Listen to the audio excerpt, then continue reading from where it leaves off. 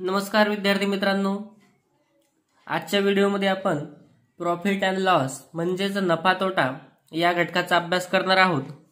चला तर पाहूया खरेदी किंमत म्हणजे काय, विक्री किंमत म्हणजे काय, नफा तोटा काय असतो ते पाहूया। कॉस्ट प्राइस किंवा खरेदी किंमत म्हणजे काय बा, the price at which the goods is bought is called cost price किंवा त्याला आपण शॉर्टकटमध्ये सीपी म्हणणार आहोत। CP cost price. नंतर खरेदी किंमत म्हणजे काय, तर वस्तू ज्या किमतीला खरेदी केली जाते त्या किमतीला खरेदी किंमत असं म्हणतात। उदाहरणार्थ आपण दुकानातून समजा मी एक पेन्सिल 5 रुपयाला जर घेतली तर ती माझ्यासाठी खरेदी किंमत असणार आहे किंवा कॉस्ट प्राइस असणार आहे। पुढे पाहूया selling price. The price at which the goods is sold is called selling price किंवा त्याला आपण शॉर्टकटमध्ये एसपी असं म्हणणार आहोत। विक्री किंमत म्हणजे काय, तर वस्तू ज्या किमतीला विकली जाते त्या किमतीस विक्री किंमत असं म्हणतात। आता मी एक उदाहरण सांगितलं, समजा मी एक वस्तू दुकानातून 5 रुपयाला खरेदी केली, 5 रुपये ही माझ्यासाठी झालेली आहे खरेदी किंमत, आणि जर ती वस्तू मी 6 रुपयाला विकली तर ती असणार आहे आपल्यासाठी विक्री किंमत 6 रुपये। तर पाहूया एकूण विक्री किंमत किंवा टोटल सीपी म्हणजे काय। Total CP total cost price. तर ज्यावेळेस आपण एखादी वस्तू खरेदी करतो त्यासाठी काही वेळा आपल्याला वस्तू घरी आणण्यापर्यंत अनेक खर्च लागत असतात। त्यापैकी एक म्हणजे ट्रान्सपोर्ट, वाहतुकीचा खर्च असतो। त्यानंतर आपल्याला कधी कधी ती वस्तू घरी आणताना मजुरी द्यावी लागते, म्हणजे लेबरसाठी आपल्याला चार्ज द्यावा लागतो। हे दोघं आपल्याला प्लस करायचे आहेत किंवा ऍड करायचे आहेत सीपी मध्ये, म्हणजे आपल्याला काय मिळणार आहे, टोटल सीपी। पुन्हा एकदा लक्षात घ्या, सीपी म्हणजे कॉस्ट प्राइस, त्याच्यामध्ये आपल्याला लेबरसाठी लागलेला खर्च आणि ट्रान्सपोर्टसाठी लागलेला खर्च म्हणजे वाहतुकीसाठी लागलेला खर्च, आणि आपण जर आपल्याला ती वस्तू घरी आणण्यासाठी हमाली वगैरे लागली तर ती आपल्याला या खरेदी किमतीमध्ये प्लस करायची आहे, म्हणजे आपल्याला एकूण खरेदी किंमत मिळणार आहे। समजा एक उदाहरण घेऊन पाहू आपण एक कपाट आणलं किंवा साधं सोपं आपण टेबल घेऊया। आपण एक टेबल खरेदी केलेला आहे, तो आहे 500 रुपयाला। रुपये 500 ला आपण एक टेबल किंवा 500 ला आपण एक टेबल खरेदी केला, आणि त्याला जर का आपल्याला घरी आणण्यासाठी 50 रुपये आपण वाहतुकीसाठी दिले तर हे +50 किंवा +50 आपल्याला त्याच्यात करायचं आहे। म्हणजे आपल्याला जर विचारलं की टोटल सीपी किंवा एकूण खरेदी किंमत, या टेबलची एकूण खरेदी किंमत काय होणार आहे, तर 550 रुपये 550, कारण हे 500 तर किंमत आहेच त्याची खरेदी किंमत, परंतु हा जो खर्च आहे घरी वस्तू घरी येईपर्यंत जो खर्च लागणार आहे त्यामध्ये वाहतुकीचा असू शकतो किंवा हमालीचा, हा खर्च सुद्धा आपल्याला त्या खरेदी किमतीमध्येच ऍड करायचा आहे। म्हणजे एकूण खरेदी किंमत झालेली आहे 550 रुपये। आता पाहूया खरेदी किंमत विक्री किंमत। आपण त्याला शॉर्टकटमध्ये या पद्धतीने लिहिणार आहोत, खकी आणि विकी, खरेदी किंमत विक्री किंमत। नंतर आहे इंग्रजीत आपण त्याला शॉर्टकट कॉस्ट प्राइसला आपण सीपी, आणि विक्री किंमत जी आहे सेलिंग प्राइस त्याला आपण एसपी असं लिहिणार आहोत शॉर्टकट। तर पाहूया आता आपल्याला ज्यावेळेस या दोघांपैकी विक्री किंमत जास्त असेल, आपण एक वस्तू घेतली समजा 10 रुपयाला आणि ती वस्तू विकली 12 रुपयाला, तर आपल्याला या ठिकाणी विक्री किंमत जास्त आहे असं म्हणता येईल। मग आता विक्री किंमत जर जास्त असेल किंवा सीपी पेक्षा एसपी जास्त असेल, ग्रेटर असेल, तर अशा वेळेस आपल्याला होणार आहे प्रॉफिट। अशा वेळेस आपल्याला होईल प्रॉफिट किंवा त्याला नफा म्हणूया। मग नफा कधी होतो, तर ज्यावेळेस खरेदी किमतीपेक्षा विक्री किंमत ही जास्त असते त्यावेळेस आपल्याला नफा होतो। मग यावरून आपण त्यासाठी एक फॉर्म्युला तयार करू शकतो किंवा सूत्र तयार करू शकतो। मग नफा कधी होतो, विक्री किंमत जास्त असते, म्हणजे मोठ्या संख्येतून लहान संख्या आपण वजा करणार। याचा अर्थ काय, तो विकी किंवा विक्री किंमत वजा खरेदी किंमत, हेच आपण असं लिहू शकतो, profit is equal to SP minus CP. आता SP म्हणजे सेलिंग प्राइस आणि CP म्हणजे कॉस्ट प्राइस, हे लक्षात ठेवा. आता हेच सूत्र आपण वेगवेगळ्या पद्धतीनेही लिहू शकतो. ते कसं पाहूया. समजा या ठिकाणी असलेला आपल्याला SP काढायचा आहे किंवा विकी काढायचा आहे. विकीची किंमत आपल्याला काढायची आहे, SP किंवा सेलिंग प्राइस आपल्याला माहित करायची आहे. तर अशा वेळेस आपण हा जो मायनस CP आहे तो तिकडच्या बाजूला जर पाठवला तर प्लस CP होईल. म्हणजेच प्रॉफिट प्लस CP जर आपण केलं तर आपल्याला काय मिळणार आहे, विक्री किंमत किंवा SP मिळणार आहे. या ठिकाणी मराठीत जर लिहिलं तर हा खरेदी किंमत वजा आहे, तिकडे गेल्यानंतर होणार आहे अधिक. म्हणजे नफ्यामध्ये जर आपण खरेदी किंमत प्लस केली, नफा प्लस खरेदी, तर आपल्याला काय मिळणार आहे, विक्री किंमत. अशा प्रकारे एकच सूत्र आपण वेगवेगळ्या पद्धतीने मांडू शकतो. आता पाहूया खरेदी किंमत आणि विक्री किंमत, खकी आणि विकी किंवा CP आणि SP यापैकी जर आता खरेदी किंमत जास्त असेल, खरेदी किंमत विक्री किंमतीपेक्षा जास्त असेल, तर आपल्याला या ठिकाणी नक्कीच तोटा होणार आहे. बघूया. समजा खरेदी किंमत आहे 10 रुपये आणि ती वस्तू जर मी 8 रुपयाला विकत असेल, म्हणजे माझी खरेदी किंमत 10 रुपये आहे आणि विक्री किंमत 8, तर काय होईल, खरेदी किंमत जास्त आहे. याचा अर्थ या उदाहरणामध्ये आपल्याला तोटा झालेला आहे. कारण जास्त रुपयाला वस्तू घेऊन आपण कमी रुपयाला विकली तर साहजिकच आहे आपल्याला तोटा होणार आहे. याला आपण लॉस असं म्हणणार आहोत. CP आणि SP यापैकी जर काय CP मोठा असेल तर आपल्याला लॉस होईल. तर पाहूया लॉसचा आपण मग काय फॉर्म्युला तयार करू शकतो किंवा लॉससाठी, तोट्यासाठी आपण काय सूत्र तयार करू शकतो. तोटा होतो तेव्हा खकी मोठे असते, म्हणजेच मोठ्या संख्येतून CP मायनस SP असं आपल्याला या ठिकाणी सूत्र तयार करता येईल. मोठ्या संख्येतून लहान संख्या वजा केली की तो फरक म्हणजे लॉस असणार आहे या ठिकाणी. मग या ज्यावेळेस लॉस होतो तेव्हा खकी जास्त असते किंवा CP ग्रेटर असतो. CP म्हणजेच आहे खकी, खकी वजा विकी जर केलं आपण तर आपल्याला मिळणार आहे तोटा. आणि हे सूत्र आपण पुन्हा मागच्या वेळेस सांगितलं तसंच, हा मायनस विकी किंवा मायनस SP आहे, इकडे आल्यानंतर प्लस, म्हणजे loss plus SP is equal to CP. आणि या ठिकाणी तोटा आहे, तोटा अधिक हा वजा विकी आहे, इकडे आल्यानंतर होईल प्लस विकी आणि तिकडे काय शिल्लक राहिलेलं आहे तर खकी. म्हणजे जर खकी काढायचा असेल आपल्याला, जर विकी आणि तोटा माहित असेल तर त्यावरून आपण खरेदी किंमत काढू शकतो. काय करावं लागेल तर तोट्यामध्ये आपण जर विक्री किंमत प्लस केली तर आपल्याला मिळेल खरेदी किंमत. अशा प्रकारे एकच सूत्र आहे, हेच सूत्र आपण प्रत्येक ठिकाणी वापरणार आहोत. तोटा, खकी आणि विकी यांचा संबंध दाखवण्यासाठी एक सूत्र आहे, ते आपण वेगवेगळ्या पद्धतीने मांडू शकतो. इकडची विक्री वजा आहे, इकडे आल्यावर प्लस होईल. अशा पद्धतीने आपण त्याला फिरवणार आहोत. चला तर एका वाक्यात पाहूया. खकी आणि विकी यांच्यामध्ये जर विकी मोठा असेल तर आपल्याला नफा होईल. खकी आणि विकी यांच्यामध्ये जर का खरेदी किंमत जास्त असेल म्हणजे CP जास्त असेल तर आपल्याला तोटा होईल. चला तर पाहूया पहिलं उदाहरण.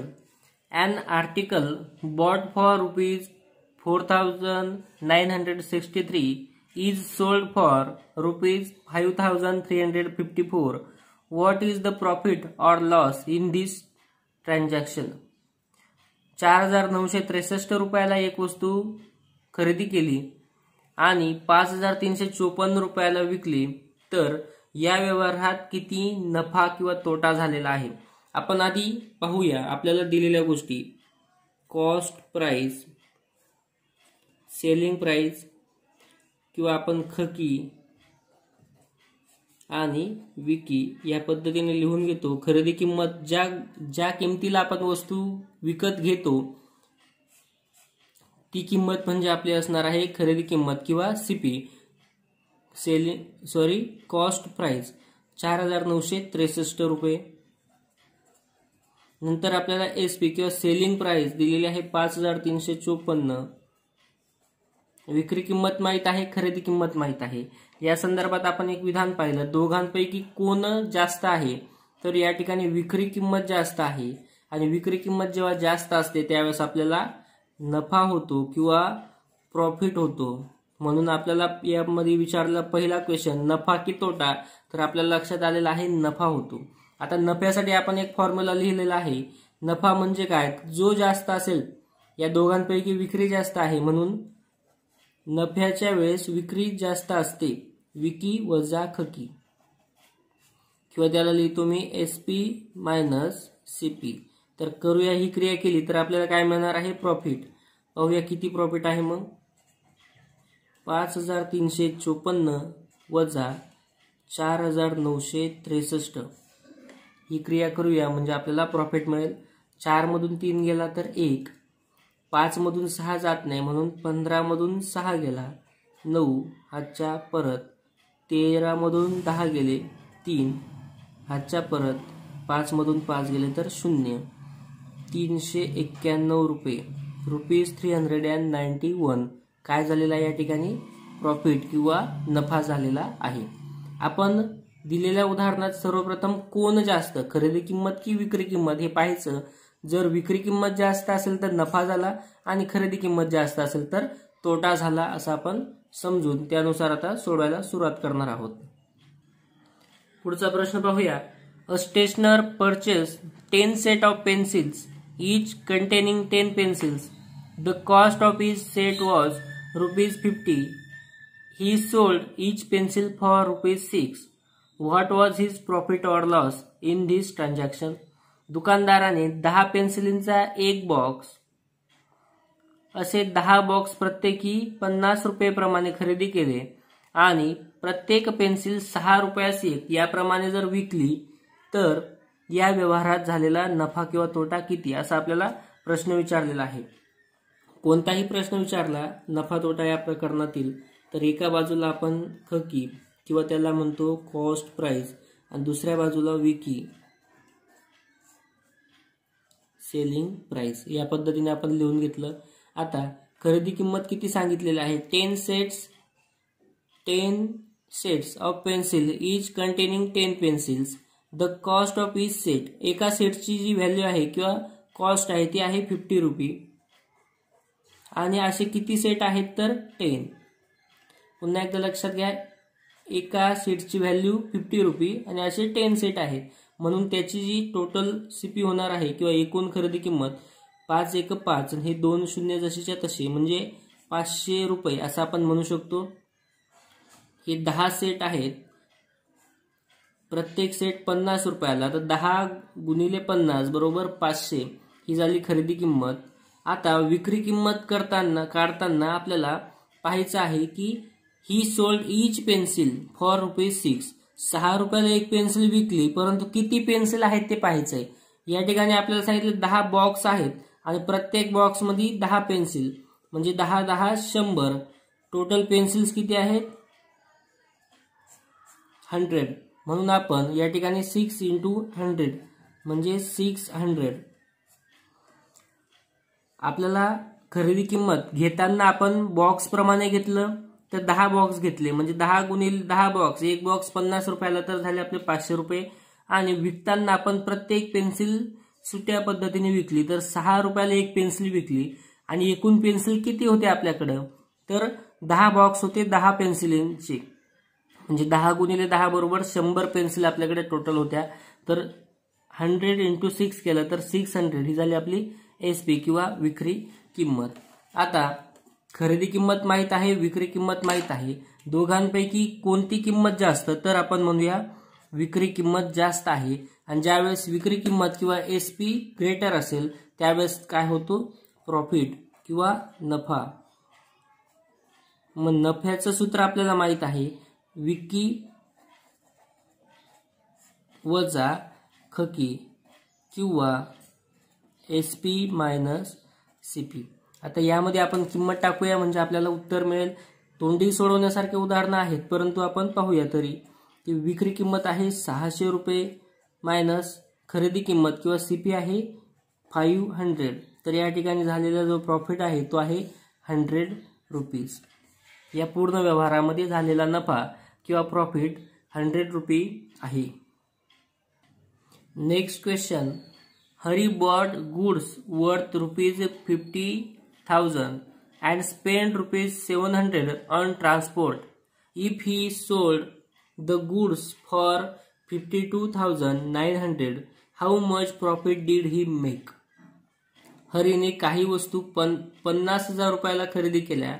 वाहतुकीसाठी त्याला ₹700 खर्च आला आणि त्याने त्या वस्तू 52,900 रुपयाला विकल्या. तर या व्यवहारात त्याला किती रुपये नफा झाला? तर सर्वप्रथम आपण पुन्हा एकदा खरेदी किंमत आणि एका बाजूला मी लिहून घेतलं विक्री किंमत. खरेदी किंमत म्हणजे आपल्याला माहित आहे कॉस्ट प्राइस आणि विक्री किंमत म्हणजे सेलिंग प्राइस, त्याला मी लिहून घेतलेलं आहे SP. आता या ठिकाणी पाहूया 50,000 रुपयाची ती वस्तू आहे हरीने घेतली, ती 50,000 म्हणून हे 50,000 आणि प्लस ट्रान्सपोर्टिंगसाठी लागलेले 700 रुपये किंवा 700 रुपये. आपण काय बोललेलो आहोत की ट्रान्सपोर्टसाठी लागलेला किंवा लेबरसाठी जो खर्च लागलाय तो आपण प्लस करायचा आहे कुठे? खरेदी किमतीमध्ये किंवा CP मध्ये. विकीमध्ये त्याचा काही विषय नाही. तर पाहूया या ठिकाणी किती झाले तर 50,000 प्लस 700, 50,700 रुपये झालेले आहे आपल्या आता टोटल कॉस्ट प्राइस किंवा खरेदी किंमत. आणि ती वस्तू विकलेली आहे आपण 52,900 रुपयाला किंवा ₹52,900. आता या दोघांपैकी कोणती संख्या मोठी? तर आपण पाहिलं तर आपल्या लक्षात येईल की ही संख्या मोठी आहे किंवा जी विक्री किंमत आहे ही जास्त आहे. म्हणजे आपल्याला या व्यवहारामध्ये विक्री किंमत किंवा SP जास्त असतो त्यावेळेस नफा होतो किंवा प्रॉफिट होतो. आणि प्रॉफिट काढण्यासाठी आपण विक्री किंमत वजा खरेदी किंमत म्हणजे SP मायनस CP. मग टाकूया किमती 52,900 वजा 50,700, 0, 9 मधून 7 गेले 2, 2 जशाच्या तसा आणि 5 मधून 5 गेल्यानंतर 0. अशा प्रकारे 2,200 रुपये या व्यवहारामध्ये त्याला नफा झालेला आहे असं आपल्याला सांगता येईल किंवा प्रॉफिट जो आहे तो त्याला 2,200 रुपये प्रॉफिट या उदाहरणात किंवा या व्यवहारामध्ये झालेला आहे. Next question. Rohit bought 3 dozen pencils at the rate of ₹25 per dozen and sold ₹3 for each pencil. How much is the profit or loss? रोहितने ₹25 प्रति डझन म्हणजे एका डझनसाठी 25 रुपये प्रमाणे 3 डझन पेन्सिली खरेदी केल्या व त्या प्रत्येकी ₹3 प्रमाणे विकल्या. तर या व्यवहारात त्याला किती नफा झाला? आता सर्वप्रथम पुन्हा एकदा तसंच पाहूया. एका बाजूला आपण खरेदी किंमत लिहून घ्यायची आहे म्हणजे कॉस्ट प्राइस, दुसऱ्या बाजूला विक्री किंमत म्हणजेच सेलिंग प्राइस SP. आता पाहूया खरेदी करताना आपण कोणत्या पद्धतीने खरेदी केलंय. Rohit bought 3 dozen pencils at the rate of 25 per dozen. एका डझनला 25 तर असे किती डझन खरेदी केले आपण? 3 म्हणजे 25 × 3 75 ही झाली आपली कॉस्ट प्राइस किंवा खरेदी किंमत. आपण डझनाप्रमाणे घेतले, फक्त 3 डझन घेतले आणि 25 रुपये डझन प्रमाणे 3 डझनचे पैसे झालेले आहेत 75 रुपये. दुसरी गोष्ट विकताना मात्र आपण प्रत्येक पेन्सिल सुटे पद्धतीने विकली म्हणजे 3 रुपयाला एक याप्रमाणे आपण विकली. मग आपल्याला हे माहीत पाहिजे की आपल्याकडे पेन्सिल किती आहेत. मग 3 डझन आहेत, मग 3 डझन म्हणजे 3 × 12 बरोबर 12 त्रिक 36 पेन्सिल. आपल्याकडे असलेल्या टोटल पेन्सिल्स किती आहेत तर 36 आणि या 36 पेन्सिल आपण 3 रुपयाप्रमाणे विकतोय म्हणून आपल्याला झालेला आपल्यासाठी विक्री किंमत जी असणार आहे ते 3 × 18 हातच्याला 1, 3 त्रिक 9 1 10 तर 108 रुपये ही झाली विक्री किंमत आणि 75 रुपये ही झालेली आहे खरेदी किंमत. आता या दोघांपैकी कोणती किंमत जास्त? तर या ठिकाणी विक्री किंमत जास्त म्हणजेच ज्यावेळेस SP ग्रेटर असतो CP पेक्षा त्यावेळेस आपल्याला होतो प्रॉफिट किंवा नफा. चला नफ्यासाठी आपण एक सूत्र लिहून घेतलेलं आहे. नफा बरोबर विकी वजा खकी, किंवा त्याला आपण लिहितो SP मायनस CP. मग टाका SP 108 आहे, मायनस CP आहे 75.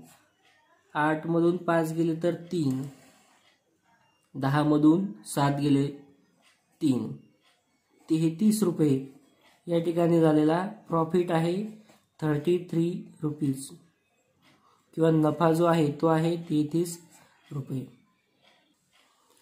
वस्तू किती आहेत हे महत्त्वाचं आहे. घेताना आपण डझनाप्रमाणे घेतल्या, त्यामुळे मी 3 ने मल्टिप्लाय केलं. 25 रुपीज डझन, पर डझन 25. याप्रमाणे 3 डझनचे झाले 75. आणि विकताना मात्र आपण प्रत्येक पेन्सिल वेगळी विकली. आणि मग त्यावेळेस आपल्याला माहीत पाहिजे की पेन्सिल किती होत्या. 3 डझन होत्या. 3 डझन म्हणजे 12 गुणिले 3 बरोबर 36 पेन्सिल. 36 पेन्सिल 3 रुपयाप्रमाणे झाले 108 रुपये. अशा पद्धतीने लक्षात ठेवा. पुढचा प्रश्न पाहूया. A shopkeeper sold 1000 books for ₹6,000 and got ₹900 profit. What is the price of each book.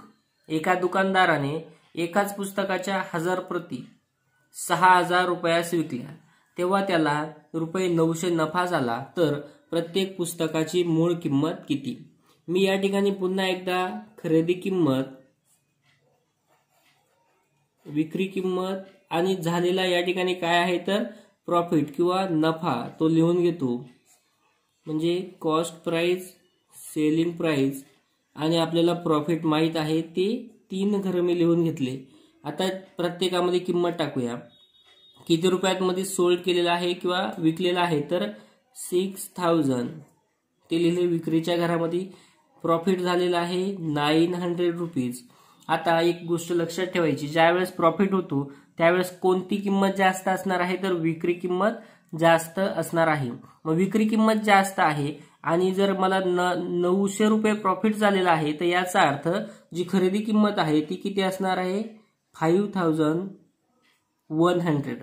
म्हणजे 5100 रुपये जर खरेदी किंमत असेल आणि विक्री किंमत 6000 रुपये असेल तर मला 900 रुपये नफा होऊ शकतो. किंवा आपण जे सूत्र पाहिलं होतं की जर आपल्याला प्रॉफिट झालाय तर प्रॉफिटचं सूत्र आपण पाहिलं, profit is equal to SP minus CP. आपल्याला या ठिकाणी CP काढायचा आहे तर तो CP बरोबर SP मायनस प्रॉफिट. तर या सूत्राने आपण काढू शकतो 6000 रुपये वजा 900 बरोबर तुम्हाला उत्तर मिळेल 5100. परंतु मी तर म्हणतो सूत्राकडे सुद्धा तुम्ही लक्ष देऊ नका. समजून घ्या की खरेदी किंमत, विक्री किंमत आणि नफा, ज्यावेळेस नफा होतो तेव्हा विक्री किंमत जास्त असणार आहे आणि नफा आहे 900 रुपये. हा 900 रुपये याच्यामध्ये आलेला आहे जास्त, म्हणजेच आपल्याला इकडे येताना कमी करावं लागेल. 5100 ही त्याची होणार आहे खरेदी किंमत. आता आपल्याला 5100 ही खरेदी किंमत आहे, परंतु ही किती पुस्तकांची आहे किंवा 1000 बुक्स एकाच प्रकारच्या 1000 प्रती आहेत असं आपण म्हणलं. मग ही 5100 ही जी प्राइस आहे ही आहे 1000 बुक्सची. यावरून आपल्याला एका बुकची काढता येईल. पाहूया 00 कट, म्हणजे याचं जे आन्सर आहे ते 5.1. आता आपण हे रुपी असं लिहिणार आहोत, म्हणजेच ज्यावेळेस आपण रुपी लिहितो त्यावेळेस इकडे 2 घरं कमीत कमी राहू द्यायचे आहेत, कारण 1 रुपया म्हणजे 100 पैसे. म्हणून आपण इकडे 2 जी घरं आहेत ते ठेवणार. तर येईल एका पुस्तकाची जी किंमत आहे ती आहे ₹5.10 किंवा 5 रुपये आणि 10 पैसे ही एका पुस्तकाची किंमत आहे. लक्षात घ्या, आपण खरेदी किंमत काढली 5100 आली आणि ही जी खरेदी किंमत आहे, ही जी विक्री किंमत आहे, हा जो नफा आहे हा 1000 पुस्तकांच्या संदर्भात आहे. म्हणून आपण खरेदी किमतीला 1000 ने डिवाइड केलं तर आपल्याला एका बुकची किंवा एका पुस्तकाची जी किंमत आहे ती मिळाली 5 रुपये 10 पैसे किंवा ₹5.10. पुढचा प्रश्न पाहूया. There is ₹90 profit on selling on article for ₹540. What is its cost price. एक वस्तू ₹540 ला विकली असता 90 रुपये नफा होतो, तर त्या वस्तूची खरेदी किंमत किती. आता या ठिकाणी पुन्हा एकदा तसंच पाहूया. आपण ज्या गोष्टी दिलेल्या आहेत ते पाहू. आपल्याला दिलेलं आहे selling on article rupees for 540, म्हणजे आपल्याला विक्री किंमत किंवा सेलिंग प्राइस दिलेली आहे 540. नंतर प्रॉफिट सुद्धा दिलेला आहे, किती रुपये सांगितलेला आहे, 90 रुपये प्रॉफिट आहे. तर आपल्याला खरेदी किंमत काढायचं आहे. पुन्हा एकदा लक्षात घ्यायचं की ज्यावेळेस नफा होतो किंवा प्रॉफिट होतो त्यावेळेस या दोघांपैकी कोणती किंमत जास्त असणार आहे, तर विक्री किंमत किंवा सेलिंग प्राइस जी आहे ती जास्त असेल तरच आपल्याला नफा होतो. मग आता ही जास्त आहे, ही जास्त असणार आहे याच्यापेक्षा, तर मग यामधून आपल्याला 90 जे आहे ते मायनस करायचे, म्हणजे आपल्याला मिळणार आहे सीपी. तर ती होणार आहे आपली 450 रुपये. 450 प्लस 90 जर केले तर ते येणार आहेत 540. आणि या परिस्थितीमध्ये आपलं हे जे विधान आहे हे बरोबर ठरतं. त्यावरून आपण म्हणू शकतो की सीपी जी आहे ती आहे 450 rupees. 240 notebooks were purchased at rupees 300 per dozen and sold at a profit of rupees 36 per dozen. What is the profit? आता या ठिकाणी आपल्याला ज्या नोटबुक आहेत त्या आहेत 240 किंवा 240 वह्या आहेत. 240 वह्या म्हणजे किती डझन हे आपण काढून घेऊ आणि डझनामध्ये रूपांतर करण्यासाठी आपण त्याला 12 ने भाग देतो. 12 1 12, 12 2 24 आणि हा 0, म्हणजे 240 notebooks is equal to 20 dozen notebooks. इथपर्यंत आपण आलो. किती डझन आहेत तर 20 डझन. आणि या उदाहरणामध्ये बघा आपल्याला खरेदी किंमत काढण्याची गरज नाही आणि त्यांनी जे दिलेलं आहे ते काय दिलेलं आहे, profit of rupees 36 per dozen. एका डझनला 36 रुपये नफा होतो असं त्यांनी स्वतः सांगितलेलं आहे. त्यामुळे आपण खरेदी किंमत, विक्री किंमत आणि मग नफा या गोष्टीकडे जाण्याची गरज नाही. एका डझनला 36 रुपये नफा, तर असे आपल्याला किती डझन आहेत, 20 डझन. मग 36 रुपीज पर डझन, याप्रमाणे 20 डझनचे 0 आणि 36 दुने 72, म्हणजे 720 रुपये जो आहे या ठिकाणी प्रॉफिट होणार आहे. फक्त आपल्याला माहित असायला पाहिजे की 240 नोटबुक त्याचं जर आपण रूपांतर केलं तर ते होणार आहे 20 डझन. आणि 20 डझन, एका डझनला 36 रुपये, तर 20 डझनसाठी आपण 720 रुपीज प्रॉफिट असं म्हणू शकतो. शामू परचेस 36 चिकू at the rate of ₹10 for 2. हे महत्वाचं आहे. ₹10 for 2 and sold them at ₹24 for 4. Did he make profit or incur a loss? How much? शामूने 36 चिकू 10 ला 2 याप्रमाणे खरेदी करून 24 ला 4 याप्रमाणे विकले, तर या व्यवहारात त्याला नफा झाला की तोटा. सर्वप्रथम घेतले कसे ते पाहूया. खरेदी किंमत किंवा कॉस्ट प्राइस, त्याने 2 चिकूंसाठी रुपये दिलेले आहेत 10. 2 चिकू 10 रुपयाला, तर 1 चिकूचे आपण काढून घेऊ. तर 1 चिकू बरोबर 10/2 म्हणजे 5 रुपये. एका चिकूची आपण किंमत काढून घेतली. त्यानंतर विक्री करताना किंवा सेलिंग प्राइस, त्या ठिकाणी सुद्धा त्यांनी 24 ला 4 ची किंमत दिलेली आहे 24 रुपये. तर 1 चिकूची किंमत बरोबर 24/4 बरोबर 6 रुपये. आपण एका चिकूची खरेदी किंमत आणि एका चिकूची विक्री किंमत काढून घेतली. आता आपण काढूया खरेदी किंमत. तर किती चिकू होते, 36 चिकू इंटू 5, कारण खरेदी किंमत एकाची 5 आहे.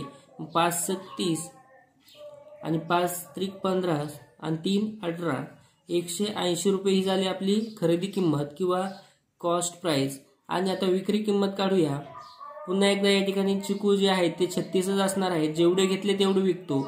36 गुणिले 6 बरोबर 6 6 36, 6 त्रिक 18 आणि 3 21, 216 रुपये ही झालेली आपली सेलिंग प्राइस किंवा विक्री किंमत. आता खरेदी किंमत आणि विक्री किंमत दोन्ही माहीत आहेत. त्यावरून आपल्याला नफा झाला की तोटा हे ठरवता येईल. पाहूया. ज्यावेळेस विक्री किंमत जास्त असते त्यावेळेस नफा होतो, म्हणजे या ठिकाणी नफा किंवा प्रॉफिट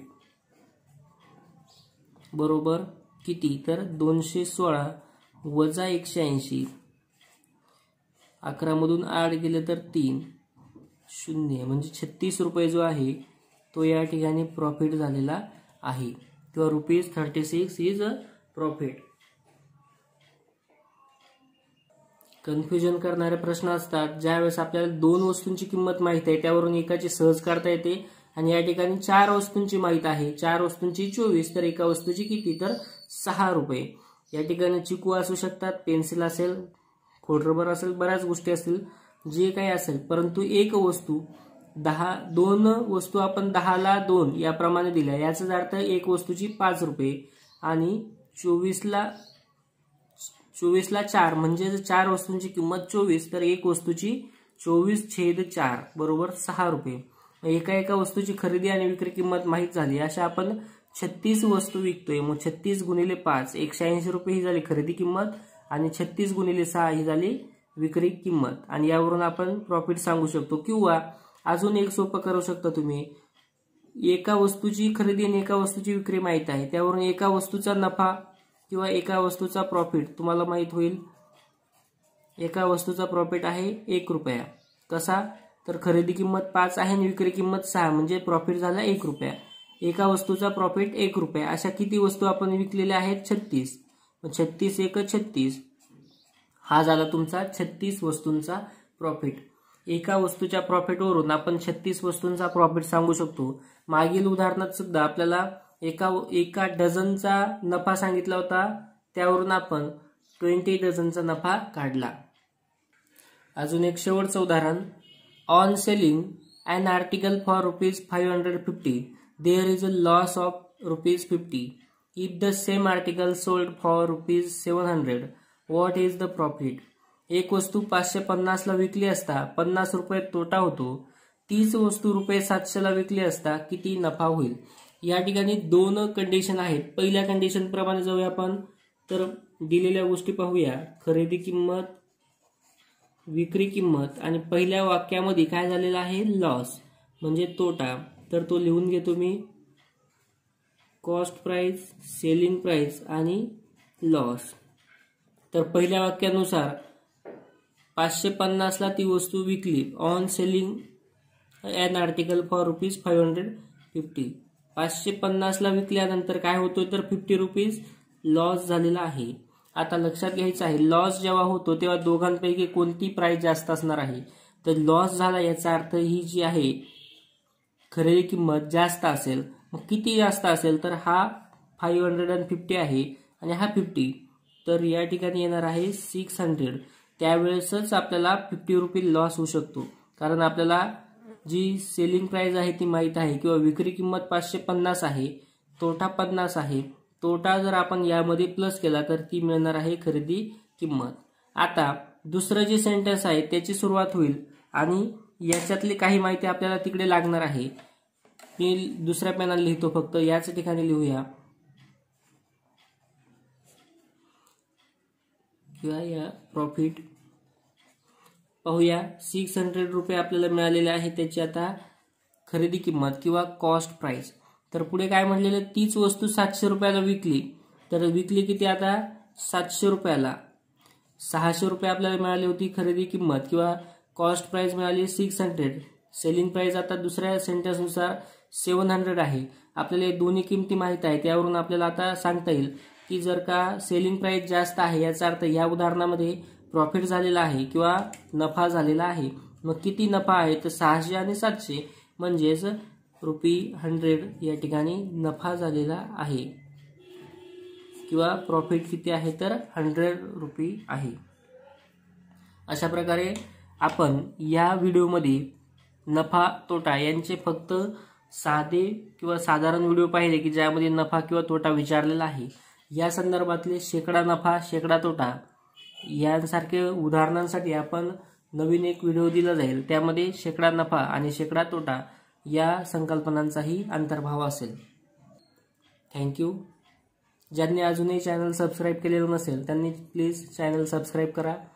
जास्तीत जास्त लोकांपर्यंत व्हिडिओ शेअर करा.